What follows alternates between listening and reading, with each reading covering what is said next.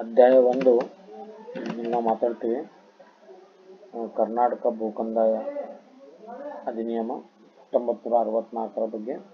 So ಅಧ್ಯಾಯ 1ರಲ್ಲಿ ಪ್ರಾರಂಭಿಕದಲ್ಲಿ ಏನು ನೋಡ್ತೀವಪ್ಪ ಅಂತಂದ್ರೆ ಸಂಕ್ಷಿಪ್ತ ಹೆಸರು, ವ್ಯಾಪ್ತಿ ಮತ್ತು ಪ್ರಾರಂಭ.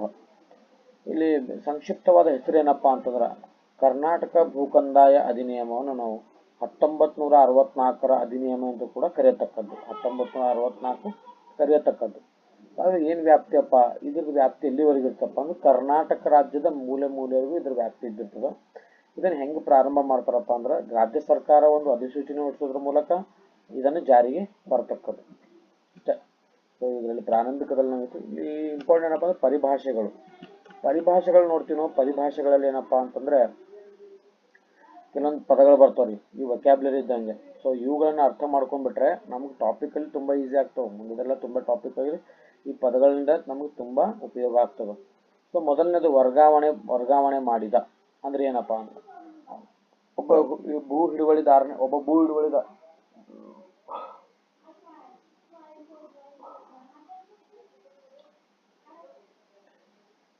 ಭೂ ಹಿಡುವಳಿದಾರ ಅಂದ್ರೆ ವರ್ಗಾವಣೆ ಮಾಡಿದ ಎಂದರೆ ಒಬ್ಬ ಭೂ ಹಿಡುವಳಿದಾರ ಇರ್ತಾನ, ಒಬ್ಬ ಗೇಣಿದಾರ ಇದ್ದಿರ್ತಾನ. ಅವನೊಂದು ಕಂದಾಯ ಕಟ್ಟಿರ್ತಾನ ಸರ್ಕಾರಕ್ಕೆ ಕಂದಾಯ ಕಟ್ಟುವಂತವನು. ಅವನೇನ್ ಮಾಡ್ತಾನೆ, ಹಕ್ಕನ್ನು ಪಡೆಯೋದಕ್ಕೋಸ್ಕರ ಅಥವಾ ಹಕ್ಕನ್ನು ಪೂರ್ತಿಗೊಳಿಸೋದಕ್ಕೋಸ್ಕರ ಒಬ್ಬರಿಂದ ಒಡೆತನ ಇನ್ನೊಬ್ಬರಿಗೆ ವರ್ಗಾವಣೆ ಮಾಡ್ತಕ್ಕಂಥ ನಾವು ವರ್ಗಾವಣೆ ಪದ್ಧತಿ ಅಥವಾ ವರ್ಗಾವಣೆ ಮಾಡಿದ ಅಂತ ಕೇಳ್ತಾನೆ. ನೆಕ್ಸ್ಟ್ ಬರ್ತಕ್ಕಂಥ ಯಾವ್ದಪ್ಪ ಅಂದ್ರೆ ಕಟ್ಟಡ ನಿವೇಶನ.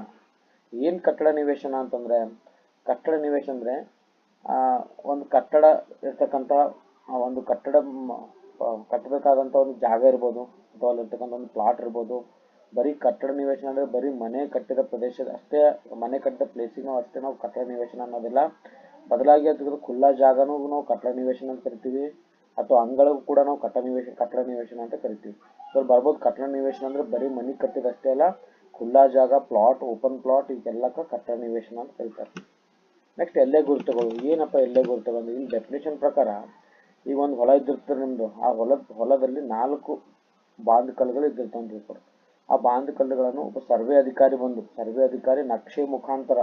ನಕ್ಷೆ ಏನಿರ್ತಲ್ಲ, ಲೆವನಿ ನಕ್ಷೆ ಮುಖಾಂತರ ಅದನ್ನ ಗುರುತುಪಡಿಸಿದಂತಹ ಒಂದು ಗುರುತುಗಳಿಗೆ ನಾವು ಗಡಿ ಗುರುತುಗಳಿಗೆ ನಾವು ಎಲ್ಲೆ ಗುರುತುಗಳು, ಬೌಂಡ್ರಿ ಲೈನ್ಸ್ ಇರ್ತಾವ್ರಿ. ಒಂದು ಬೌಂಡ್ರಿ ಲೈನ್ಸ್ ಪ್ರಕಾರ ಗುರುತು ಮಾಡಿರ್ತಾನ ಸರ್ವೆ ಅಧಿಕಾರಿ ಆಗಿರ್ಬೋದು ಅಥವಾ ಕಂದಾಯ ಅಧಿಕಾರಿ ಆಗಿರ್ಬೋದು. ಅದಕ್ಕೆ ನಾವು ಎಲ್ಲೆ ಗುರುತು ಅಂತ ಕರಿತೀವಿ. ಇನ್ನು ಪ್ರಮಾಣೀಕೃತ ನಕಲು. ಇದು 1918 ಪ್ರಕಾರ 76ನೇ ಪ್ರಕರಣದಲ್ಲಿ ನಿರ್ದಿಷ್ಟಪಡಿಸುವಂತೆ ಸಂದರ್ಭಾನುಸಾರ ಪ್ರಮಾಣೀಕೃತ ನಕಲಾಗಿರ್ತದೆ. ಆದ್ಮೇಲೆ ಚಾವಡಿ.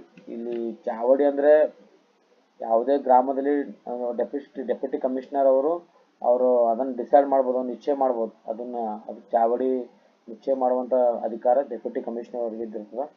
ಅದಾದ್ಮೇಲೆ ನಗರ ಅಂದ್ರೆ ಒಂದು ಜನರಿರ್ತಕ್ಕಂಥ ಒಂದು ಪ್ರದೇಶ.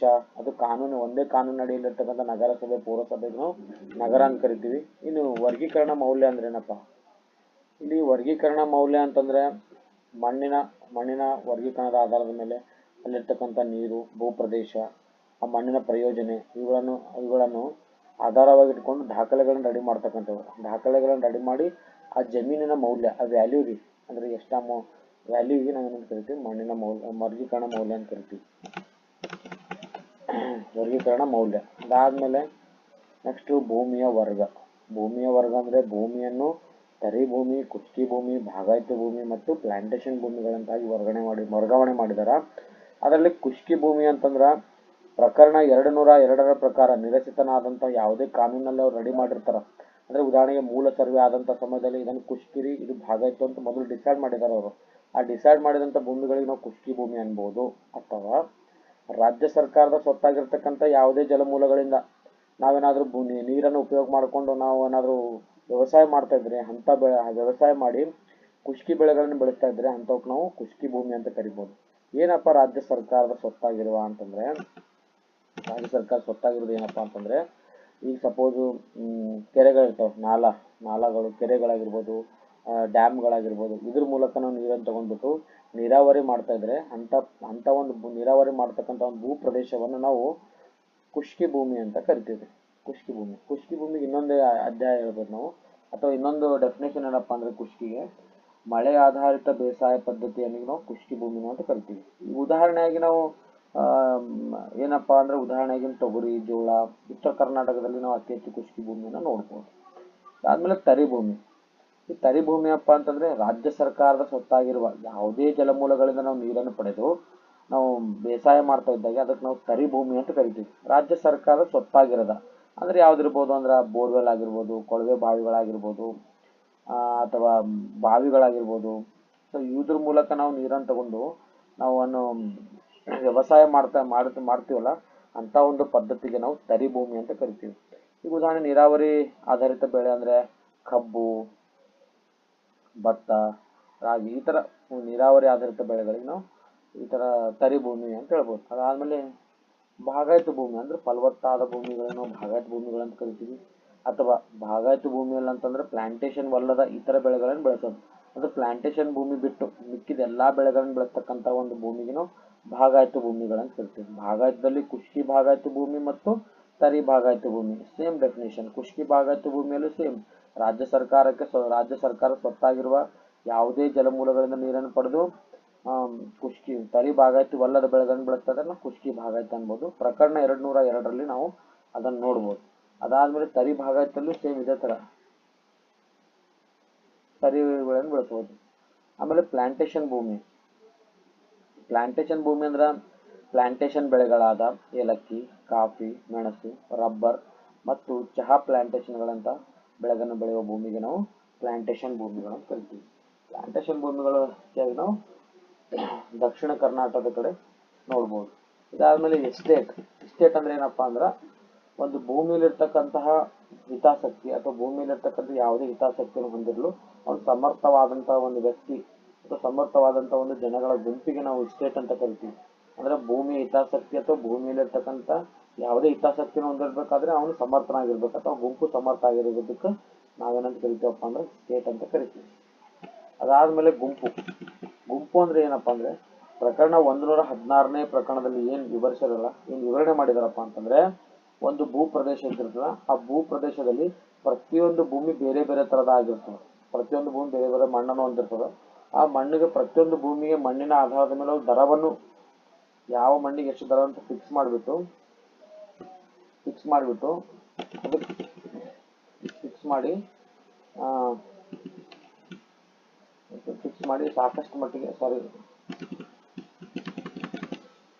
ಗುಂಪು ಅಂದ್ರ 116ನೇ ಪ್ರಕರಣದಲ್ಲಿ ವಿವರಿಸಿರುವಂತೆ 116ನೇ ಪ್ರಕರಣದಲ್ಲಿ ಏನ್ ನಾವು ವಿವರಣೆ ಮಾಡಿರ್ತೀವಲ್ಲ ಆ ವಿವರಿಸಿದಂತೆ ಯಾವ ಭೂಮಿಯ ಭೂಕಂದಾಯ ನಿರ್ಧರಿಸುವ ಉದ್ದೇಶಕ್ಕಾಗಿ ಒಂದೇ ಬಗೆಯ ಅಧಿಕೃತ ಪ್ರಮಾಣೀಕೃತ ದರವನ್ನು ಅನ್ವಯಿಸಿ ಆ ಸಂಗತಿಗಳು ಸಾಧ್ಯವಾಗುತ್ತವೆ ಮತ್ತು ಈ ಭೂಮಿಗಳು ಸಾಕಷ್ಟು ಮಟ್ಟಿಗೆ ಒಂದೇ ರೀತಿಯಲ್ಲಿ ಎಂದು ಸರ್ಕಾರ ಭಾವಿಸಿಕೊಂಡಾಗ ಅಥವಾ ಅಧಿಕಾರಿ ಭಾವಿಸಿಕೊಂಡಾಗ ಅಂಥವು ಪ್ರದೇಶವನ್ನು ಭೂಮಿ ಅಂತ. ಸಿಂಪಲ್ ರೀ, ಏನಪ್ಪಾ ಅಂದ್ರೆ ಸರ್ಕಾರ ಒಂದು ಭೂಮಿ ಇದ್ದಿರ್ತದ, ಅಲ್ಲಿರ್ತಕ್ಕಂಥ ಎಲ್ಲಾ ಸರ್ವೆ ನಂಬರ್ಗಳು ಸೇಮ್ ಮಣ್ಣು ಇರ್ತದೆ, ಎಲ್ಲಾ ಹೊಲದಾಗ ಸೇಮ್ ಮಣ್ಣು ಇರ್ತದ, ಸೇಮ್ ಭೂಮಿ ಇರ್ತದ. ಅಂತ ಸಮಯದಲ್ಲಿ ಎಲ್ಲಾರು ಸೇಮ್ ಅಂತ ಕನ್ಸಿಡರ್ ಮಾಡ್ಕೊಂಡು ರಾಜ್ಯ ಸರ್ಕಾರ ಏನಾದ್ರು ಕನ್ಸಿಡರ್ ಮಾಡ್ಕೊಂಡು ಅದಕ್ಕೆ ಒಂದೇ ರೇಟ್ ಅನ್ನು ಟ್ಯಾಕ್ಸ್ ಅಥವಾ ಒಂದೇ ದರ ಅಥವಾ ಟ್ಯಾಕ್ಸ್ ಅನ್ನು ಫಿಕ್ಸ್ ಮಾಡಿದ್ರೆ ಅದಕ್ಕೆ ನಾವು ಗುಂಪು ಅಂತ ಕರಿತೇವೆ ಅಂತ ಹೇಳ್ಬಿಟ್ಟು ಪ್ರಕರಣ 116ರಲ್ಲಿ ಹೇಳ್ಬೋದು. ತಿಳಿತಾ? ಇದಾದ್ಮೇಲೆ ನೆಕ್ಸ್ಟ್ ಕ್ವಶನ್ ಬರೋದಪ್ಪ ಹಿಡುವಳಿ ಅಂದ್ರೆ ಅದೇ ಓನರ್ ಜಂಟಿ ಹಿಡುವಳಿದಾರ ಅಂದ್ರೆ ಇವಾಗ ಸ್ವಲ್ಪ ನಿಮ್ ಪಾಣಿ ಇದ್ದಿರ್ತದೆ, ಪಾಣಿ ಒಳಗ ಸಿಂಗಲ್ ಓನರ್ ಅಲ್ಲ, 2 ರಿಂದ 3 ಜನ ಇರ್ತಾರೆ, 4 ಜನ ಓನರ್ಸ್ ಇರ್ತಾರ. ಸೊ 4 ಜನ ಅಲ್ಲಿ ಹಕ್ಕುದಾರರೇ ಆಗಿರ್ತಾರೆ. ಸೊ ಅದು ಯಾವುದೇ ತರ ಇಂಡಿವಿಜುವಲ್ ಆಗಿ ಅವ್ರಿಗೆ ಪಾಣಿ ಸಪ್ರೇಟ್ ಆಗಿರಲ್ಲ. ಸೊ ಎಲ್ಲರೂ ಒಂದೇ ಭೂಮಿಯ ಹಕ್ಕುದಾರರಾಗಿರ್ತಾರೆ. ಸೊ ಅದಕ್ಕೆ ನಾವು ಜಂಟಿ ಹಿಡುವಳಿದಾರ ಅಂತಾರೆ. ಸಪೋಸ್ ಅವ್ರು ಸಪ್ರೇಟ್ ಮಾಡ್ಬೇಕಂದ್ರೆ ಇಂಡಿವಿಜುವಲ್ ಆಗಿ ಫಾರಂ 10 ಮಾಡ್ಕೊಂಡು ಸಪ್ರೇಟ್ ಪಾಣಿ ಮಾಡಿದಾಗ ಮಾತ್ರ ಅವ್ರು ಸಪ್ರೇಟ್ ಆಗಿ ಓನರ್ ಆಗಿರ್ತಾರೆ. ಅಲ್ಲಿವರೆಗೆ ಅವರು ಜಂಟಿ ಹಿಡುವಳಿದಾರರೇ ಆಗಿರ್ತಾರೆ. ಅಂದ್ರೆ ಇದನ್ನು ನಾವು ಬೇಕಾದ್ರೆ ಕಾಲಮ್ ನಂಬರ್ 9ರಲ್ಲಿ ಪಹಣಿ ಕಾಲಮ್ ನಂಬರ್ 9ರಲ್ಲಿ ನಾವು ನೋಡ್ಬೋದು. ಪಾಣಿಯನ್ನು ನೋಡ್ಕೊಂಡ್ರೆ ಆಲ್ಮೋಸ್ಟ್ ಆಲ್ ನಿಮಗೆ ಈಸಿಯಾಗಿ ಟಾಪಿಕ್ ಅರ್ಥ ಆಗ್ತದೆ. ಇದಾದ್ಮೇಲೆ ಇನ್ನು ಭೂಬಂಧಿತ ಸರ್ಕಾರಿ ಭೂಮಿ ಅಂದ್ರೆ ಏನಪ್ಪಾ ಭೂಬಂಧಿತ ಅಂದ್ರೆ ಖಾಸಗಿ ವ್ಯಕ್ತಿ ಆಗಿರ್ಬೋದು ಅಥವಾ ಖಾಸಗಿ ವ್ಯಕ್ತಿ ಜಮೀನಾಗಿರ್ಬೋದು, ರಾಜ್ಯ ಸರ್ಕಾರಗಳ ಇಲಾಖೆ ಜಮೀನಾಗಿರ್ಬೋದು, ಕೇಂದ್ರ ಸರ್ಕಾರಗಳ ಇಲಾಖೆ ಜಮೀನಾಗಿರ್ಬೋದು, ಸ್ವಾಯತ್ತ ಜಮೀನಾಗಿರ್ಬೋದು ಅಥವಾ ಶಾಸನಬದ್ಧ ಜಮೀನುಗಳಾಗಿರ್ಬೋದು. ಅವು ಮಾಲೀಕತ್ವದ ಆ ಜಮೀನಿನ ಮಾಲೀಕತ್ವಗಳಾಗಿರ್ಬೋದು. ಅಂತ ಭೂಮಿ ಒಳಗೆ ರಸ್ತೆ ಆಗಲಿ, ಕಾಲು ದಾರಿ ಆಗಲಿ ಅಥವಾ ಬಂಡಿ ದಾರಿ ಮೂಲಕ ಪ್ರವೇಶವನ್ನು ಸಾರ್ವಜನಿಕರಿಗೆ ಪ್ರವೇಶ ಇದ್ದಿರಲ್ಲ.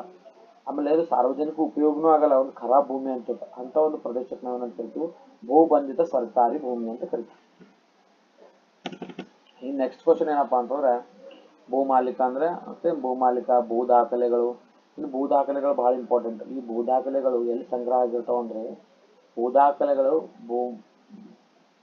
ಭೂಮಾಪನೆಯಲ್ಲಿರ್ತಕ್ಕಂತಹ ಅಭಿಲೇಖಾಲಯದಲ್ಲಿ ಇದನ್ನ ಸಂಗ್ರಹಣೆ ಮಾಡಿರ್ತಾರ. ಸೊ ಅದ್ರ ಬಗ್ಗೆ ನಾವು ಮುಂದೆ ಬಂದ್ರೆ ಟಾಪಿಕ್ ಡಿಸ್ಕಸ್ ಮಾಡೋಣ. ಸ್ಥಳೀಯ ಪ್ರಾಧಿಕಾರಿಗಳಂದ್ರೆ ಏನಿಲ್ಲ, ಇವಾಗ ಯಾವುದೋ ಒಂದು ಸ್ಥಳೀಯ ಪ್ರಾಧಿಕಾರ, ಗ್ರಾಮ ಪಂಚಾಯತ್, ಪುರಸಭೆ, ಸ್ಥಳೀಯ ಪ್ರಾಧಿಕಾರದಾಗ ಬರ್ತಾರೆ, ಇಂಪಾರ್ಟೆಂಟ್ ಅಲ್ಲ. ಇನ್ನು ಅಧಿಸೂಚನೆ ಅಂದ್ರೆ ಸರ್ಕಾರ ಒಂದು ಗೆಜೆಟ್ ಪತ್ರದಲ್ಲಿ ಪ್ರಕಟಿಸ್ತಕ್ಕಂಥ ಅಧಿಸೂಚನೆ ನಾವು ಅಧಿಸೂಚನೆ ಅಂತ ಕರಿತೀವಿ. ಅಧಿಭೋಗ ಅಂತಂದ್ರೆ ಭೂಮಿಯ ಒಡೆಯ ಅಂತ, ಅಧಿಭೋಗದಾರ ಅಂದ್ರೆ ಒಡೆಯನಾಗಿರ್ಬೋದು. ಏನಷ್ಟೇ ಇಂಪಾರ್ಟೆಂಟ್ ಅಲ್ಲ. ಇನ್ನು ಅಧಿಭೋಗದಲ್ಲಿರ್ತಕ್ಕಂಥ ಜಮೀನು ಅಂದ್ರೆ ಒಂದು ಭೂ ಹಿಡುವಳಿದಾರರ ಒಡೆತನದಲ್ಲಿರ್ತಕ್ಕಂಥ ಜಮೀನು. ಆಮೇಲೆ ಗೇಣಿ ಮೌಲ್ಯ ಅಂದ್ರೆ ಈಗ ನೀವು ನಿಮ್ಮ ಹೊಲ ಇದ್ದಿರ್ತೀರಿ, ನಿಮ್ಮ ಹೊಲ ಇದ್ದಾಗ ನೀವೇನ್ ಮಾಡ್ತೀರಿ, ಬೇರೆಯವ್ರಿಗೆ ಏನ್ ಮಾಡ್ತೀರಪ್ಪ ಅಂತಂದ್ರೆ ಉಳುಮೆ ಮಾಡ್ಕೊಂಡು ಉಳುಮೆ ಮಾಡ್ಕೊಂಡು ಉಳುಮೆ ಮಾಡೋನು ಬಿಟ್ಬಿಟ್ಟು ಒಂದು ವಾರ್ಷಿಕವಾಗಿ ಒಂದು ಮೌಲ್ಯವನ್ನು ಅಂದ್ರೆ ನಾವು ತಗೊಂಡಿರ್ತೀವಿ. ಆ ತಗೊಳ್ಳುವಂತ ಒಂದು ಅಮೌಂಟ್ ಏನಪ್ಪಾ ಅಂದ್ರೆ ಅದು ಗೇಣಿ ಮೌಲ್ಯ ಅಂತ ಕರೀತಾರೆ. ಇದು ಇಷ್ಟು. ಆಮೇಲೆ ರೆವಿನ್ಯೂ ಅಧಿಕಾರಿಗಳು ಅಂದ್ರೆ ರೆವಿನ್ಯೂ ಅಧಿಕಾರಿಗಳು ಹತ್ರ ಇಂಪಾರ್ಟೆಂಟ್ ಕ್ವಶನ್ ಏನಪ್ಪಾ ಅಂತಂದ್ರೆ ರೆವಿನ್ಯೂ ವರ್ಷದ ಯಾವ ದಿನಾಂಕದಿಂದ ಪ್ರಾರಂಭವಾಗುತ್ತದೆ?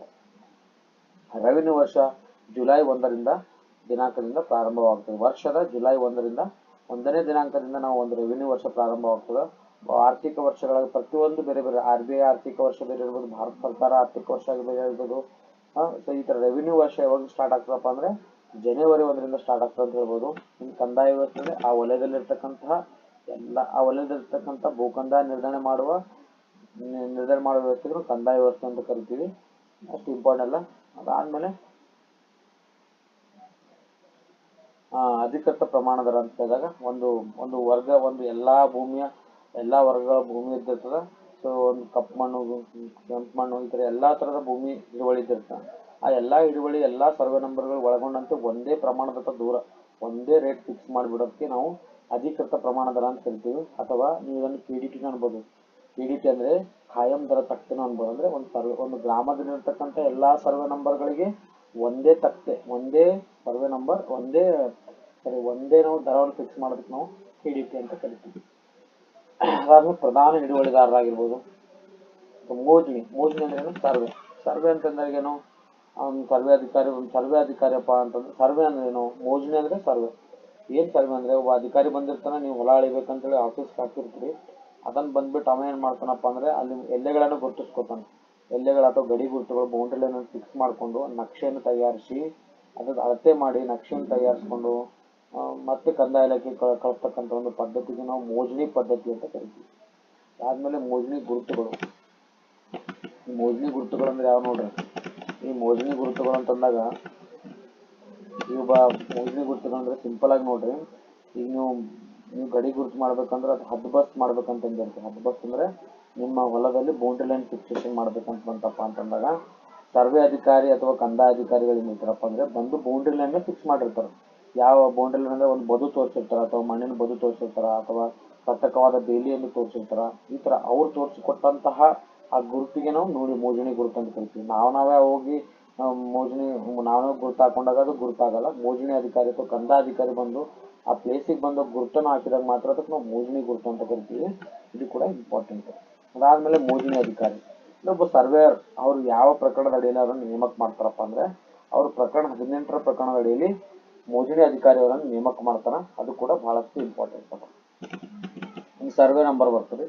ಸರ್ವೆ ನಂಬರ್ ಏನಂದ್ರೆ ಏನಿಲ್ಲ, ಒಬ್ಬ ಹಿಡುವಳಿದಾರ ಇದ್ದಿರ್ತಾನ, ಹಿಡುವಳಿದಾರನ ಅನುಭವದಲ್ಲಿರ್ತಕ್ಕಂತಹ ಒಂದು ಪ್ರದೇಶದೊಳಗಡೆ ಸರ್ವೆ ನಂಬರ್ನ ಕೊಟ್ಟು ಕಂದಾಯನ ವಸೂಲಿ ಮಾಡ್ತಕ್ಕಂಥ ಪದ್ಧತಿಗೆ ನಾವು ಸರ್ವೆ ನಂಬರ್ ಅಂತ ಕರಿತೀವಿ. ಸರ್ವೆ ನಂಬರ್ ಅಂದ್ರೆ ಸಿಂಪಲ್, ನೀವು ಹಿಡುವಳಿದಾರರು ಇರ್ತಕ್ಕಂಥ ಒಳಗೊಂಡಿರ್ತಕ್ಕಂಥ ಜಮೀನಿಗೆ ಸರ್ವೆ ನಂಬರ್ನ ಕೊಟ್ಟು ಸರ್ಕಾರ ಪ್ರತ್ಯೇಕ ಕಂದಾಯ ವಸೂಲಿ ಮಾಡ್ತಕ್ಕಂಥ ಪದ್ಧತಿಗೆ ನಾವು ಸರ್ವೆ ನಂಬರ್ ಅಂತ ಕರಿತೀವಿ. ಅದಾದ್ಮೇಲೆ ಮೋಜಣಿ ಅಥವಾ ಕಂದಾಯ ವ್ಯವಸ್ಥೆ, ಇದು ಅಧ್ಯಾಯ 10ರಲ್ಲಿ ಇದ್ರ ಬಗ್ಗೆ ಎಲ್ಲ ನಾವು ನೋಡ್ಬೋದು. ಅಧ್ಯಾಯ 10ಕ್ಕೆ ಮೋಜಣಿ ಮತ್ತು ಕಂದಾಯ ವ್ಯವಸ್ಥೆನ ನೋಡ್ಬೋದು. ಅದಾದ್ಮೇಲೆ ಗೇಣಿದಾರ ಅಂತಂದ್ರೆ ಮಾಲೀಕ ಅಂತ ಹೇಳ್ಬೋದು. ಇಲ್ಲಿ ಅಷ್ಟು ಇಂಪಾರ್ಟೆಂಟ್ ಅಲ್ಲ. ನೆಕ್ಸ್ಟ್ ಕಂದಾಯ ವ್ಯವಸ್ಥೆ ಅವಧಿ. ಕಂದಾಯ ವ್ಯವಸ್ಥೆ ಅವಧಿಯನ್ನು ರಾಜ್ಯ ಸರ್ಕಾರ ನಿರ್ಣಯಗೊಳಿಸ್ತದೆ. ಅಂದ್ರೆ ಯಾವ ವರ್ಷದಿಂದ ಕಂದಾಯ ವ್ಯವಸ್ಥೆ ಅಂತ ಘೋಷಣೆ ಮಾಡ್ತಾರೆ ಕೇಳ್ಬೋದು ಕ್ವಶನ್. ಕಂದಾಯ ವ್ಯವಸ್ಥೆಯನ್ನು ಘೋಷಿಸೋರು ಯಾರಪ್ಪ ಅಂದ್ರೆ ರಾಜ್ಯ ಸರ್ಕಾರ. ರಾಜ್ಯ ಸರ್ಕಾರದ ಆದೇಶದ ಮೇರೆಗೆ ಎಲ್ಲಿವರೆಗಿಂದ ಎಲ್ಲಿಂದ ಅಂತೇಳಿ ಡಿಸೈಡ್ ಮಾಡೋದು ರಾಜ್ಯ ಸರ್ಕಾರ. ಅದಾದ್ಮೇಲೆ ನ್ಯಾಯಾಧೀಕರಣ ಅಂತ ಬರ್ತದೆ, ಅಪೀಲ್ಸ್ ಅಂತ ಬರ್ತದೆ. ಈ ನ್ಯಾಯಾಧೀಕರಣ ಅಪೀಲ್ಸ್ ಅಂತ ಬರ್ತದೆ. 40ನೇ ಪ್ರಕರಣದಲ್ಲಿ ನಾವು ಅಪೀಲ್ಗೆ ಹೋಗ್ಬೋದ್ರಿ. ಅಂದ್ರೆ ಸಪೋಸ್ ಈಗ ಒಂದು ಎಕ್ಸಾಂಪಲ್ ಹೇಳ್ತೀನಿ ನಿಮಗೆ. ಸಪೋಸ್ ನಿಮ್ಮಲ್ಲಿ ತಲಾಟೆ ಏನಾದರೂ ನಿಮ್ಮ ಕೆಲಸನ ಮಾಡಿರಲ್ಲ. ಸೊ ಕೆಲವೊಂದು ತಪ್ಪುಗಳು ಮಾಡಿರ್ತಾರೆ, ಅಥವಾ ಅವನು ಮಾಡಿದಂಥ ತಪ್ಪುಗಳು ಅಥವಾ ಅವನು ಮಾಡಿದಂಥ ಸರ್ವೆ ಆಗಿರ್ಬೋದು ಮತ್ತು ಯಾವ ದಾಖಲೆಗಳು ನಿಮ್ಗೆ ಸಮಂಜಸ ಅನಿಸದಿದ್ದಾಗ ನೀವು ಡೈರೆಕ್ಟ್ ಎಲ್ಲಿಗೆ ಹೋಗ್ಬೋದಪ್ಪ ಅಂತಂದ್ರೆ ತಹಸೀಲ್ದಾರಿಗೆ ಹೋಗ್ಬೋದು. ಅದು 40ನೇ ಪ್ರಕರಣದ ಅಡಿಯಲ್ಲಿ ನೀವು ಅವನಿಗೆ ತಹಸೀಲ್ದಾರ್ ಹೋಗ್ಬೋದು. ಅಥವಾ ನಿಮ್ಗೊಂದು ಎಕ್ಸಾಂಪಲ್ ಹೇಳ್ಬೋದು. ಅಂದರೆ ಇವು ಸರ್ವೇರ್ ಬಂದ್ಬಿಟ್ಟು ಏನೋ ಒಂದು ಹೊಲ ಅಳೆದಿರ್ತಾರಪ್ಪ. ಅಳೆದಾಗ ಅಲ್ಲಿ ಏನಾಗಿರ್ತದೆ, ನಿಮ್ಗೆ ಸ್ವಲ್ಪ ಏನೋ ನಿಮ್ಗೆ ಸಮಂಜಸ ಅನ್ಸಲ್ಲ, ಅವ್ರ ಕೆಲಸ ನಿಮ್ಗೆ ಕರೆಕ್ಟಾಗಿ ಅನ್ಸಲ್ಲ. ಆದ್ಮೇಲೆ ನೀವೇನು ಮಾಡ್ಬೋದು, 139 1 ಬಾರ್ ಅಪೀಲಲ್ಲಿ ನೀವು ADLRಗೆ additional assistant director of land records ಅಂತ ಅವ್ರ ಹತ್ರ ಹೋಗ್ಬೋದು. ಅಲ್ಲೂ ಸಮಂಜಸ ಅನ್ಸಂದ್ರೆ deputy director of land records DDLRಗೆ ಹೋಗ್ಬೋದು. ಈ ಥರ 139 ಬಾರ್ 2ರಲ್ಲಿ. ಸೊ ಈ ಥರ ಪ್ರಕರಣಗಳು ಬಂದಿರ್ತವೆ. ಸೊ ಅಪೀಲ್ಸ್ ಮತ್ತು ನ್ಯಾಯಾಧೀಕರಣ ಬಂದಾಗ 40ನೇ ಪ್ರಕರಣದಲ್ಲಿ ನಾವು ನೋಡ್ಬೋದು. ಅದಾದಮೇಲೆ ಗ್ರಾಮ ಅಂದರೆ ಗ್ರಾಮ ಗೊತ್ತು, ಗ್ರಾಮ ಲೆಕ್ಕಿಗ ಅಂದರೆ ತಲಾಟಿ. ಈಗೇನು ಮೇನ್ ಪೋಸ್ಟಿಗೆ ಗೊತ್ತಾಗಲ್ಲ, ಆ ತಲಾಟಿಗೆ ಎಷ್ಟನೇ ಪ್ರಕರಣದ ಅಡಿಯಲ್ಲಿ ನೇಮಕವಾಗ್ತಾರಪ್ಪ ಅಂದರೆ ಪ್ರಕರಣ 16ರ ಅಡಿಯಲ್ಲಿ ಅವರು ನೇಮಕವಾಗ್ತಾರೆ.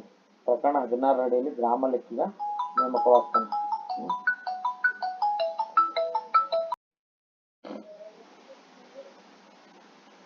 ಗ್ರಾಮ ಲೆಕ್ಕಿಗ ಎಂದರೆ 16ನೇ ಪ್ರಕರಣದ ಮೇರೆಗೆ ನೇಮಕಗೊಂಡ ಅಥವಾ ನೇಮಕಗೊಂಡಿರುವನು ಗ್ರಾಮ ಲೆಕ್ಕಿಗ. ಅಂದರೆ ಪ್ರಕರಣ 16ರಲ್ಲಿ ನಾವು ತಲಾಟಿಯನ್ನು ನೇಮಕ ಮಾಡ್ತೀವಿ, ಅಥವಾ ವಿಲೇಜ್ ಅಕೌಂಟೆಂಟ್ ಅನ್ಬೋದು, ಅಥವಾ ವಿಲೇಜ್ ಅಡ್ಮಿನಿಸ್ಟ್ರೇಟಿವ್ ಆಫೀಸರ್. ಈಗ ಅವ್ರ ಹೆಸರು ವಿಲೇಜ್ ಅಡ್ಮಿನಿಸ್ಟ್ರೇಟಿವ್ ಆಫೀಸರ್ ಅಂತ ಆಗಿದೆ. ಸೊ ಆ ಥರ 16ನೇ ಪ್ರಕರಣದಲ್ಲಿ ನಾವು ಅವರನ್ನು ನೇಮಕ ಮಾಡ್ತೀವಿ. 16ನೇ ಪ್ರಕರಣ ವಲಯ ಎಲ್ಲ ಗೊತ್ತಿರ್ತಕ್ಕಂಥ ವಿಷಯ.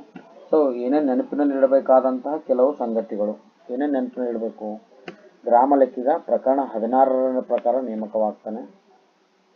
ನ್ಯಾಯಾಧೀಕರಣ ಪ್ರಕರಣ 40ರ ಪ್ರಕರಣದಲ್ಲಿ ಬರುತ್ತದೆ ನ್ಯಾಯಾಧೀಕರಣ ಅಪೀಲ್ಸ್. ಅದಾದಮೇಲೆ ಮೋಜಣಿ ಮತ್ತು ಕಂದಾಯ ವ್ಯವಸ್ಥೆ 40ನೇ ಅಧ್ಯಾಯದ ಉಪಬಂಧದ ಅಡಿಯಲ್ಲಿ ನಾವು ನೋಡ್ಬೋದು. ಮೋಜಣಿ ಅಧಿಕಾರಿ ಸರ್ವೆ ಅಧಿಕಾರಿಯನ್ನು ನಾವು ಎಷ್ಟು ನೇಮಕಪ್ಪ ಅಂದರೆ 18ನೇ ಪ್ರಕರಣದಲ್ಲಿ ನಾವು ಸರ್ವೆ ಅಧಿಕಾರಿಯನ್ನು ನೋಡ್ಬೋದು.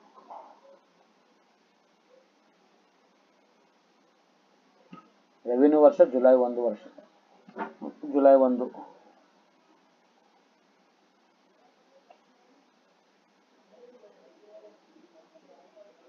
ಆಮೇಲೆ ಭೂಬಂಧಿತ ಸರ್ಕಾರಿ ಭೂಮಿ ಅಂದರೆ ಅದರಲ್ಲಿ ಯಾರಿಗೂ ಪ್ರವೇಶ ಇದ್ದಿಲ್ಲ, ಅದೊಂದು ಖರಾಬ್ ಜಮೀನು ಹೇಳ್ಬೋದು. ಗುಂಪು ಅಂದರೆ ಪ್ರಕರಣ 16 116 ಪ್ರಕರಣದಲ್ಲಿ ನಾವು ಗುಂಪು ಅಂತ ಹೇಳ್ಬಿಟ್ಟು ಇದು ಮಾಡ್ಬೋದು. ಖುಷ್ಕಿ ಭಾಗ ಆಯಿತು ಅಂದರೆ ಸರ್ಕಾರ ಸ್ವಾಧೀನಕ್ಕೆ ಒಳಪಟ್ಟಿರುವ ಜಲಮೂಲಗಳಿಂದ ನಾವು ನೀರನ್ನು ತಗೊಂಡು ವ್ಯವಸಾಯ ಮಾಡಿದ್ರೆ ಖುಷ್ಕಿ, ಅಥವಾ ಸ್ವಂತವಾಗಿ ನಾವು ಮಾಡಿದ್ರೆ ಅದನ್ನು ತರಿ ಅಂತ ಅನ್ಬೋದು. ಇದು 202ನೇ ಪ್ರಕರಣದಲ್ಲಿ ನಾವು ನೋಡ್ಬೋದು. ಪ್ರಮಾಣೀಕೃತ ನಕಲು, ಎಲ್ಲೇ ಗುರುತು, ಮೋಜಣಿ ಅಧಿಕಾರಿ ತೋರಿಸಿದಂಥ ಫೈನಲ್ ಡಿಸಿಷನ್. ಅದಾದಮೇಲೆ ಈ ಒಂದು ಅಧಿನಿಯಮವನ್ನು ನಾವು 1964ರ ಅಧಿನಿಯಮ ಅಂತಲೂ ಕರಿಬೋದು. ಇಡೀ ಕರ್ನಾಟಕ ರಾಜ್ಯಕ್ಕೆ ವ್ಯಾಪ್ತಿಗೆ ಒಳಪಟ್ಟಿರ್ತದೆ. ಸೊ ಇದು ಮೊದಲನೇ ಅಧ್ಯಾಯದಲ್ಲಿ ನಾವು ನೋಡ್ತೀವಿ. ಮೊದಲನೇ ಅಧ್ಯಾಯದಲ್ಲಿ ಸಂಕ್ಷಿಪ್ತ ಹೆಸರು ಮತ್ತು ವ್ಯಾಪ್ತಿ ಮತ್ತು ಪ್ರಾರಂಭ ಮತ್ತು ಪರಿಭಾಷೆಗಳ ಬಗ್ಗೆ ನೋಡಿದ್ವಿ. ಸೊ ಇಷ್ಟು ನಾವು ಮೊದಲನೇ ಅಧ್ಯಾಯದಲ್ಲಿ ನೋಡ್ತೀವಿ. ಸೊ ಇದು ನಾನು ಮಾಡ್ತಕ್ಕಂಥ ಮೊದಲನೇ ವಿಡಿಯೋ. ಸೊ ದಯವಿಟ್ಟು ಎಲ್ಲರೂ ಸಬ್ಸ್ಕ್ರೈಬ್ ಮಾಡಿ, ಲೈಕ್ ಮಾಡಿರಿ. ಮುಂದಿನ ವಿಡಿಯೋ ಇದೇ ಥರ ಮಾಡೋಕ್ಕೆ ನನಗೆ ಪ್ರೋತ್ಸಾಹ ಸಿಗುತ್ತೆ. ಸೊ ಆಲ್ಮೋಸ್ಟ್ ಒಂದು 20 ಡೇಸಲ್ಲಿ ಆಲ್ಮೋಸ್ಟ್ ಎಲ್ಲ ಸಿಲೆಬಸ್ನ ಕಂಪ್ಲೀಟ್ ಮಾಡಿ ಕ್ವಶನ್ ಇದ್ರ ಬೇಸ್ ಮೇಲೆ ಯಾವ ಥರ ಕ್ವಶನ್ಸ್ ಆಗುತ್ತೆ ಅನ್ನೋದನ್ನ ಡಿಸ್ಕಸ್ ಮಾಡೋಣ. ಸೊ 25 ಔಟ್ ಆಫ್ 25 20 ಆದ್ರೂ ನೀವು ಸ್ಕೋರ್ ಮಾಡ್ಬೋದು ನನ್ನ ಪ್ರಕಾರ. ಸೊ ಮೊದಲು ಇದೆಲ್ಲ ನೀಟಾಗಿ ಹೇಳಿಬಿಟ್ಟು ಅದಾದಮೇಲೆ ಸಂಜೆ ಟೈಮ್ ಸಿಕ್ಕಾಗ ಸಂಜೆ ಕ್ಲಾಸಲ್ಲಿ ನಾನು ನಿಮಗೆ ಈ ಟಾಪಿಕ್ ಮೇಲೆ ಯಾವ ಥರ ಕ್ವಶನ್ಸ್ ರೈಸ್ ಆಗ್ಬೋದು ಅಂತ ಕ್ವಶನ್ಸ್ನ ಡಿಸ್ಕಸ್ ಮಾಡಿದಾಗ ಸೊ ಇಲ್ಲಿ ಈಸಿಯಾಗಿ ನೀವು ಸ್ಕೋರ್ ಮಾಡ್ಬೋದು. ಅಬೌಟ್ 20 ಈಸಿಯಾಗಿ ಸ್ಕೋರ್ ಮಾಡ್ಬೋದು. ಸೊ ಯಾರು ಯಾವ ಸಬ್ಜೆಕ್ಟ್ನ ಓದಲ್ಲ ಆ ಕಡೆ ಹೆಚ್ಚಿಗೆ ಗಮನ ಕೊಡಬೇಕು. ಯಾಕಂದರೆ ಎಲ್ಲರೂ ಓದ್ತಾರೆ, GK ಎಲ್ಲರೂ 10 ವರ್ಷ ಜಿ ಕೆ ಓದಿದ್ರು ಸೇಮ್ ಮಾರ್ಕ್ಸೇ ಬರೋದು, ನೀವು 1 ವರ್ಷ ಜಿ ಕೆ ಓದಿದ್ರು ಸೇಮ್ ಮಾರ್ಕ್ಸೇ ಬರೋದು. ಸೊ ಈ ಥರ ಯಾವ್ಯಾವ ಎಲ್ಲೆಲ್ಲಿ ಟಾಪಿಕ್ಸ್ನ ಕವರ್ ಮಾಡ್ಕೋಬೇಕು ಅದನ್ನು ಕವರ್ ಮಾಡಿಕೊಂಡ್ರೆ ಸೊ ಈಸಿಯಾಗಿ ಎಕ್ಸಾಮ್ ಪಾಸ್ ಆಗ್ಬೋದು. Thank you.